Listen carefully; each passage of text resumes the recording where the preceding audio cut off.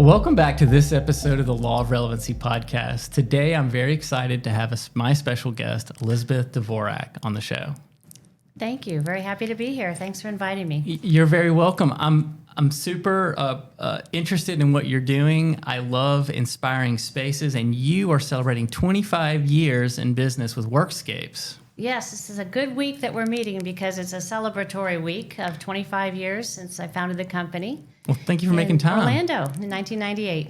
That's awesome. Yeah. Well, we really appreciate you making time. I'm sure you've got plenty to do. My pleasure.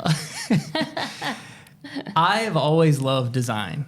I've always loved design. And, you know, if you spend any time on your website, it really is, if you're looking at the pictures, and I can just imagine working in a space like that, it almost feels like it would just clear your mind and make you, feel more creative. Well, those are the words I love to hear and our marketing team loves to hear. But we truly do want to help organizations create inspirational spaces, but also compelling spaces that draw people back into the office. And there's no time like the present when that's even more important. So we're helping our clients navigate kind of post-pandemic and through what the office of the future might look like. What does the office of the future look like? Highly adaptable. I think that would be the first words that come to my mind. And so we're helping our organizations that we work with, and that's corporate, healthcare, government, and higher education, really take a look at their own unique culture, because culture is so prominent today and important to the 5 generations that are working in a workplace, and they want a compelling space to come to that's going to be built right so that they can do their best work and be their best selves. And it's truly a good option to leave their dining room table, not only for the social interaction, but also to get the work done. Post-pandemic, immediately following was more, I miss my peers, I miss my friends at work, I miss my network, I'm depressed at home, I want to get off my couch and out of my pajamas. But into my Herman Miller Aeron chair. Absolutely. The best chair in the world.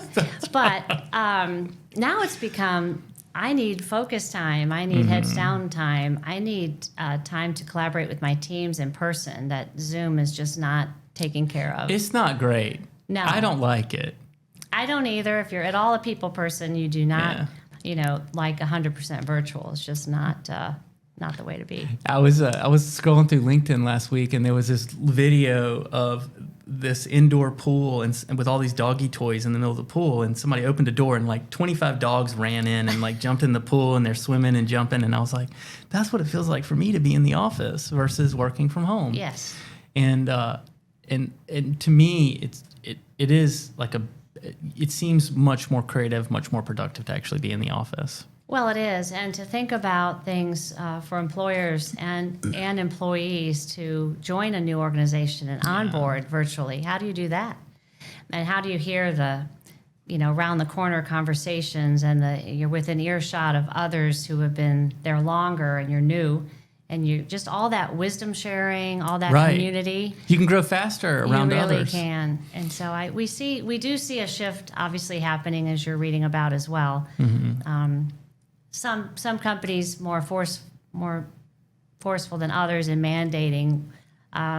It's a fine line. Not a fan of mandating, but a certain schedule, and you have to report. You want to foster a culture of trust and build a compelling environment to draw people back to the office, and we're just one ingredient of that. Well, let's talk about that just a minute. So you just mentioned that what you're doing with your design aesthetic and the work that your designers do, it helps add to the culture inside of a workspace. Can you explain that a little bit further? Like how does the design actually help the culture? Yes, well, I can speak to it firsthand because we were downtown Tampa after we made Tampa our headquarters 4 years ago. We've been in the market here 10 years, and we were growing, and we needed to expand and have our own operations distribution center as well attached to our space. Right. So we went through the same thing we take our clients through in a discovery process and a design process. And in that, post-pandemic, when we moved in about 15 months ago, we really wanted to survey our employees first. How has work changed? How do you work? What type of work do you do? what has been limiting about the space that we've been in. And I know for one, we were always vying for conference rooms. So in our case, we took a lot of time first in the planning, in the discovery stage, which we do with our clients as well. And then the ultimate product, yielded a lot more smaller huddle rooms and meeting rooms, but not only just with tables and chairs in them, really a variety of spaces. Some look like a episode of Jerry Seinfeld. It's like you're in a cafe, but it's a small room. That gets used constantly. Some's more of a lounge That's room. amazing. So it's instead of a conference room, it's like a lounge room. Particularly effective for interviewing and getting to know somebody because people are more relaxed, so they'll tend to tell you more good things. That's so cool to hear about. It's like the space itself can actually help transfer into someone's attitude. Yes. So we took a lot of time with that, and then when we surveyed the post move-in, people use every inch of that space. So the space per person, per individual has become a little smaller, a little tighter, but they can use the whole piece of real estate, whatever work they have to do that day. And it's been very successful. And it's a pretty big place. It is. We have about 10,000 feet of a working showroom because we're on display all the time, but we have many different settings for our own departments. Yeah. And then we have 22,000 feet of distribution and warehouse space and our own operations center and our own team that we've built because we really, although we've had great subcontractor partners, we really wanted to own the delivery and installation piece. Yeah. So that we could really control the experience and provide an exceptional experience for our clients. So that's a great pivot into some of the questions I wanted to talk to you about, your vision for your own company and how did you make that switch to saying, okay, I'm now going to be vertically integrated? Because when you're brand new, when you're starting a business, I mean, you're 25 years in business now, right? And you've over 100 employees and you're in how many different cities around Florida? 4. So you've got this incredible business that you've got to supply and support all around these major metros in the state of Florida, which is one of the fastest growing states in America. And you've made a decision like, okay, we're going to broaden our shoulders and we're going to take a piece of our industry under our control. And you can't do that day one. You have to outsource those things. Yes. So at what point did you make that decision to be more vertically integrated? Well, I think when we were ready, I mean, we started, I had a background in fashion retail, not commercial furniture, and I was an advertising major, so there you go. So it doesn't all connect at the moment, but I am a family, one of 4 kids. I'm the youngest of 4, and we were all entrepreneurs, really had a tremendous mom and dad who really inspired us to be who we want to be and dream big. And so I had a whirlwind romance with my husband. We got married after 9 months and moved from South Florida to Atlanta. And I transferred with the department store I was with, Neiman Marcus, and was working nights and weekends. And my husband was traveling all week with his job. So we said, this is not really a great way to see each other and start a marriage, especially we only knew each other 9 months. So he encouraged me to look into outside sales that would have a more regular schedule, and that's how I came across a very good furniture dealership in Atlanta, and joined them for about nearly 6 years, and it was great. But found myself expecting our second child, and running around Atlanta and just trying to. And there was no flexible work schedule back then. Right. Nothing flexible, and certainly no portable So this technology. is the mid to late 90s It then? is. So I was exactly the same time I was there. And it was bustling and growing like crazy at that time, yeah. It sure was, and we really enjoyed our time there. But as we thought about our goals, I wanted more flexibility, so I went out on my own, really incorporated Workscapes, started out in my house. And then as my husband was, there was an impending promotion for him and a possible move to Denver, we escaped to Hawaii, where he was awarded a trip, and we left our kids, and we were on the beach discussing our family goals. And I said, if you're moved to Denver, I'll just take my business there and I'll support you, whatever you'd like to do. And he said, I don't want to do that. And I dropped my drink with the little umbrella, the fruity drink that you get in Hawaii, and I dropped that in the sand. I said, what do you mean? He said, well, we've been talking about maybe working together, and you started Workscapes, and maybe it's something we could do in Florida and get back to our family, and our kids could be around our grandkids. Was that the first time he had talked to you about we had been talking joining about forces with you? Well, see, our first date was playing golf, and we got along really well, and we could do that. So we figured we can work together. If you can play golf or be in a double, like canoe, Yes. with someone, you can get along forever. Canoe, even closer.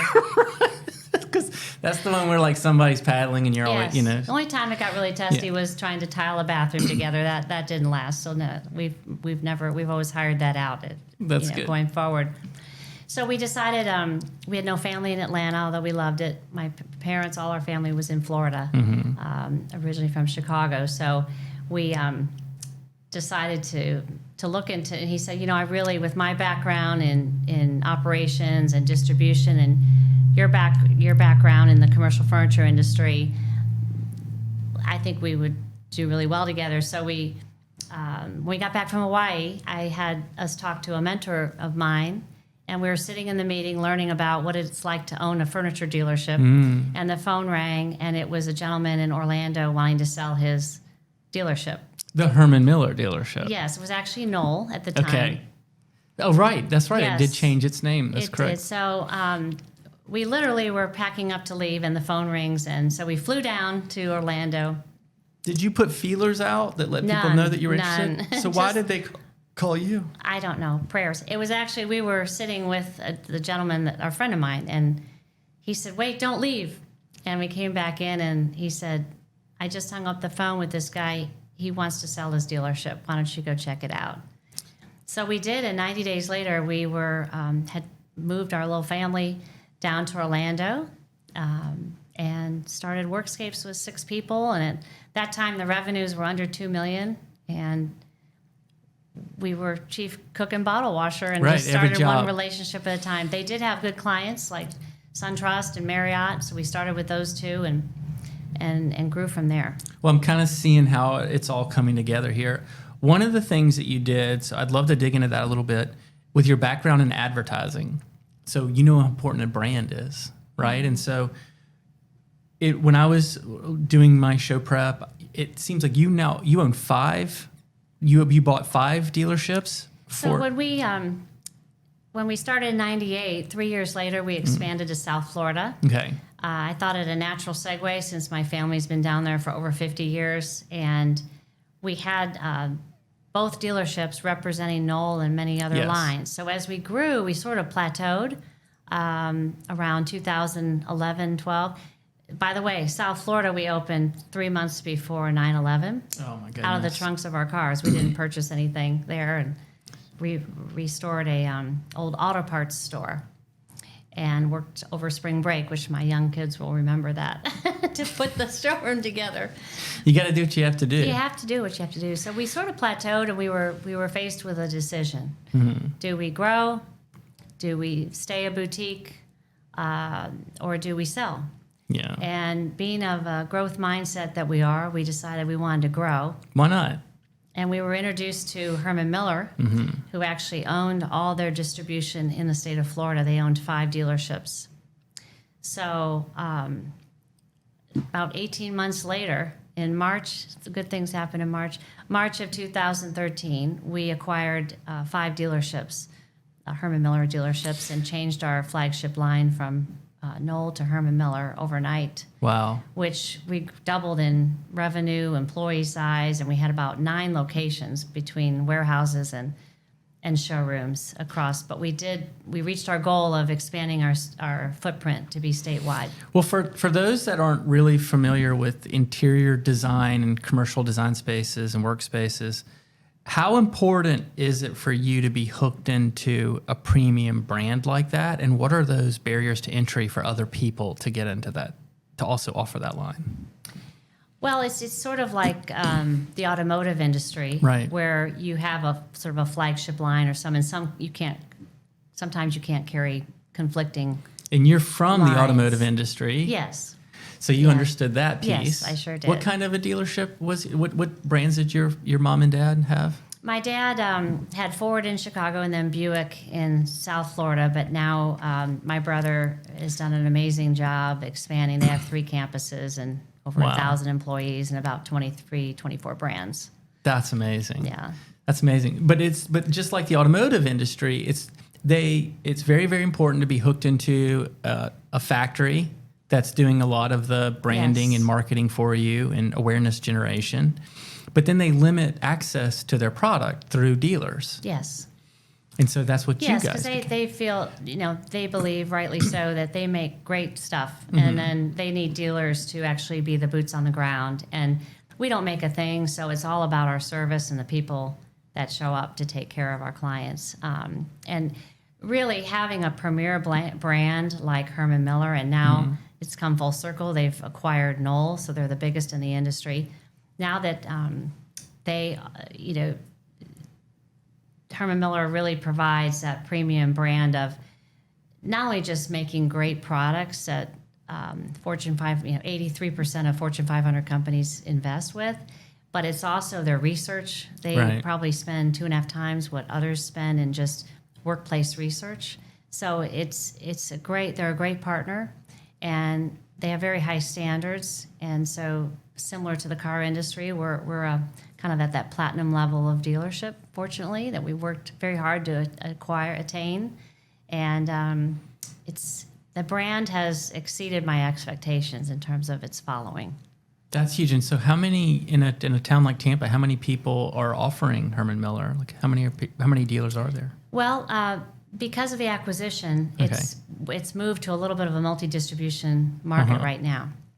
But for us, we chose Tampa to make that our headquarters, and then we have Orlando, Fort Myers, and I'm Jacksonville. just curious, like in the automotive industry, there might be a Toyota dealer on the opposite ends of Yes. town. So there's one other distributor that curious. has access. Yes. So you kind of brushed over it earlier, but having been to the Neiman Marcus store in Atlanta and understand the type of relationship building and everything that happens there, how important was that in your foundation of being able to build such a successful business that you have in terms of relationship building and customer service? Yeah. Because they're famous for their customer service. Well, they are, and I worked in a smaller store, Fort Lauderdale and then Atlanta, but I was in 4 or 5 departments, so I got a very good overview of different parts of the store. But selling very high end and couture, you didn't just wait for somebody to walk in. You really had to cultivate a relationship, with people and get a clientele. So that was a very good first few years of training. I always say retail's great training because you learn to overcome objections. You have a lot of different types of customers, and it helps you sort of be tenacious and just push through and take great care of customers. So it's a great experience. And at the end of the day, the customer's always right. They have to be. They have to If you be. want to do business with them again. Yes. But an interesting thing about Yeah. that. So for the longest time, my husband and I have been customer is king, Yeah. and at all costs. And we saw such tremendous growth with our company that we started to lose sight of, it really didn't do a very good job of communicating up and down the organization. We had 5 locations, and people were completely dedicated to our company. I can't even believe how, but they were kind of worn out because they didn't have a really good Yeah. channel of communication. They weren't sure where their job started and stopped. So about over 6 years ago now, we decided to subscribe to the Entrepreneurial Operating System, EOS, Okay. Yeah, EOS. which Yep. is based on a book, Traction by Gino Wickman. Rocks first. Yes, we were in Miami at the time, and we hired a professional implementer and consultant that we're still with today. Even though he says we've graduated with flying colors, we still engage him annually to meet as a team. But it's transformed our culture just following that structure of EOS without compromising the entrepreneurial spirit that's very much a part of Workscapes. Yeah. So it's been amazing, and our culture is stronger than ever. But what it did was put the focus on our employees Yeah. first, Yeah. Yeah. and then out, inside out. And because of doing that, I feel our employees take exceptional care of our clients. That's a really good point. having an operating system for your business in terms of like how you deal with adversity, how you problem solve, how you collaborate, how people advance, how you, did I say solve problems? I mean, it's so important to get from like a 20-person business where, as an entrepreneur, sometimes it's hard to let go of things. And then you reach a point where you realize, in order for this business to succeed, I have to let go of almost everything. And Been really difficult. right, exactly. And then, but you have to let go of it in a way that is satisfying for those people who are going to pick that up. It's rewarding financially, rewarding on just what they do for a living. And like an operating system like EOS is phenomenal. I know a lot of people that have used it with huge success.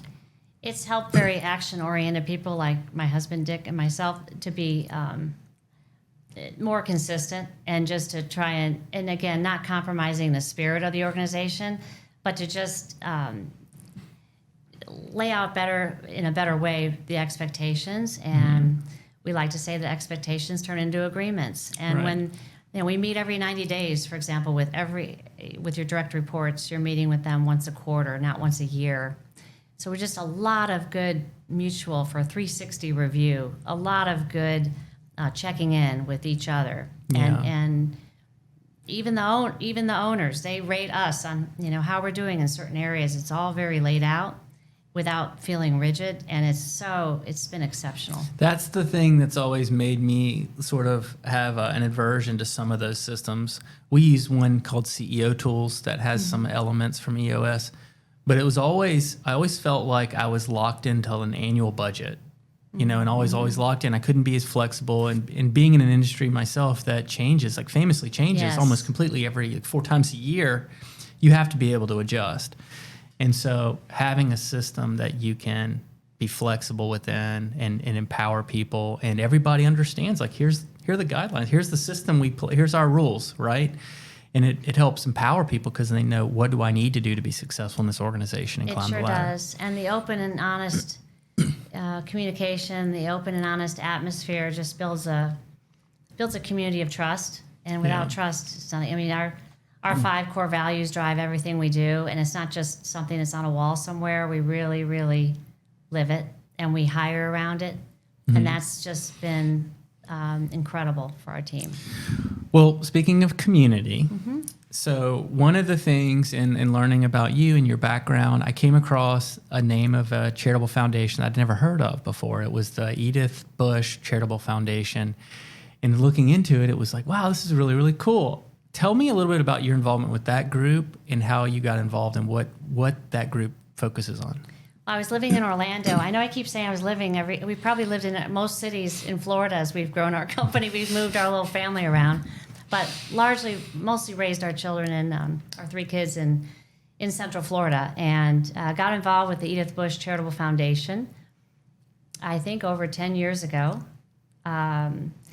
It is a very successful family foundation that started with a former salesman at 3M, and he was first an accountant, Archibald Bush, and figured out that the sales might be a better avenue for him. So did very well with 3M. They ended up getting a lot of stock and started a family foundation in Minneapolis. They used to spend the winters in Winter Park. And Mrs. Bush was way ahead of her time. She was a maverick. So the Edith Bush Charitable Foundation is her foundation that's located in Winter Park, Florida. Wow. And it's tremendous. We've given away tens of millions of dollars. We're really just good stewards of her money around the causes that she was very interested in. Well, the slogan I thought was really interesting is helping those who help themselves, helping those to help themselves. Yes, it's philanthropy beyond check writing. Sounds it's like empowerment. It is very involved with Rollins College there, and there's an Edith Bush Institute where we help and train very professionally nonprofits. And so Rollins is one of the grants. top schools. It's maybe the top rated school in the state of Florida. Yeah, certainly Crummer in the business school always gets a high rating. Yes, so that's been a wonderful organization to be a part of. It's a small foundation, but it's really the gold standard from a private philanthropy, Sounds like she'd be proud of it. private foundation. Yes, we hope so. That's our mission. That's good. And then the Lymphoma and Leukemia Society as well? Yes, we've been involved with that for years and years. Really, from starting our business, community and relations, it's been everything. And we really have wanted to be good contributors to our communities that we're in. And that's been very rewarding. And it's, if it's not meaningful like that, then it doesn't. So we try and we've recently articulated our corporate social corporate social giving responsibility program, our CSR program, and really articulated our pillars that we try and align ourselves with constantly. Well, But tell us about that process. Like, how does that go? How did you do it? well, I had some help. People smarter than me helped us articulate what we have always been doing for 25 years.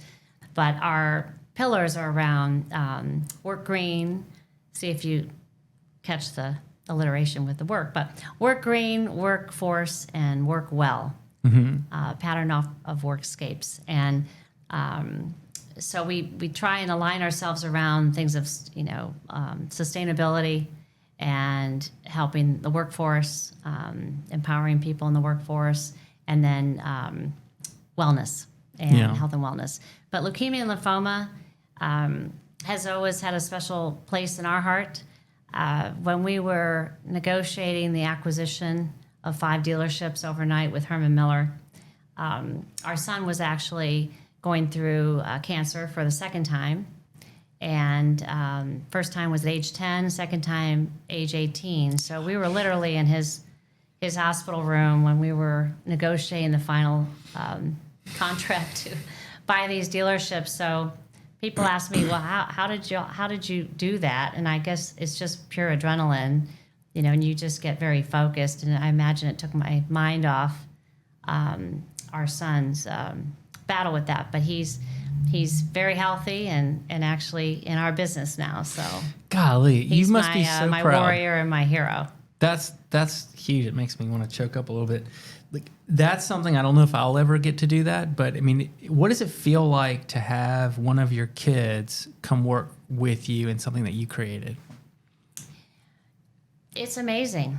Where our rules were, you had to go work for somebody else before you joined the family company, which we really mutually agreed to because my son will recognize to be credible, to get good exposure to the business, to really understand if it's his passion or not. He needed to go work somewhere else and for somebody else out of college. So that's what he did. Got his own job in California, did very well. And then we recruited him back when we moved to Tampa, and we were growing so rapidly. I amazingly got him back from Newport Beach, which is a very tough place to recruit from, but I'm a good salesperson. Yeah, clearly. Absolutely. Well, what's next for Workscapes? I mean, you guys have this amazing facility over in Ybor City, this amazing showroom. What's next for you guys?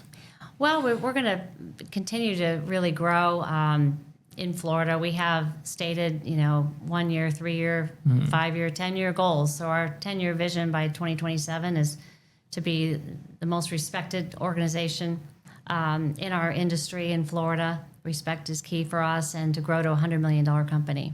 Wow, how do you earn respect? Oh, I think you just do what you say you're going to do when you say you're going to do it, and you show up and you not so follow hard. up. It's really just basic principles. I Just don't operate checking. any other way. Yeah. But one of the ways we're growing is we have diversified our offering because we find our clients asking for more turnkey solutions. So aside from our portfolio of hundreds of furniture solutions, we've expanded to commercial flooring in the last 2 years, and that's our fastest growing business right now. And then we have a Buildscapes division, which is our interior construction division. As people are getting away from built-in products that are and hard, conventional construction of drywall and things that land in the landfill. Right. They're wanting a more adaptable space, especially post-pandemic. Right. So Buildscapes, we provide modular walls, casework, and acoustic products, and shades. So that diversification has allowed a nice growth in our business, because really the commercial furniture industry is not a high growth or emerging industry. Especially the good stuff that lasts. You don't need to buy it over you buy and over it again. once. Right. That's exactly. right. Well, that's really exciting, and I really appreciate you coming in to visit with us and to chat with Absolutely. us today. Where can people keep up with you and what you're doing? Well, and by the way, our success, I mean, our team is incredible. I'm just here as an ambassador of our company, but our team is amazing, and we're getting ready to celebrate with all 130 of them this Thursday with our internal event here. But you can certainly keep up with this through social media. Yeah. Our niece actually runs our social media. It's a growing family affair, and there's articles, there's case studies, there's things that are really some thought leader articles on things, because people want to know how can we make our best speculation as to what the workplace and how to handle our real estate. What does that look like? So, Well, I think that's where your leadership is so important. I mean, obviously, as an entrepreneur, like, we all try to surround ourselves with people who are more expert and smarter than us at everything that we can, that needs to get done, right? yes. But there's something special about your leadership, or else you wouldn't have had the success that you've had. Well, thank you. I have become a better leader over the years. I have not always, I've made a lot of mistakes. I've said a lot of stupid stuff, but I've really learned to be a better listener and listen more than I talk, and really surround yourself with great people, and they'll get you the rest. That's great. That's really, really great advice. Well, we'll follow you there and follow you on your social media and keep track of what you're doing around the community. And you can follow us anywhere and find us anywhere where podcasts are found. You can check us out on the Bake More Pies social media feed, as well as the Law of Relevancy feed and lawofrelevancy.com. Thank you for joining us. We'll see you next time.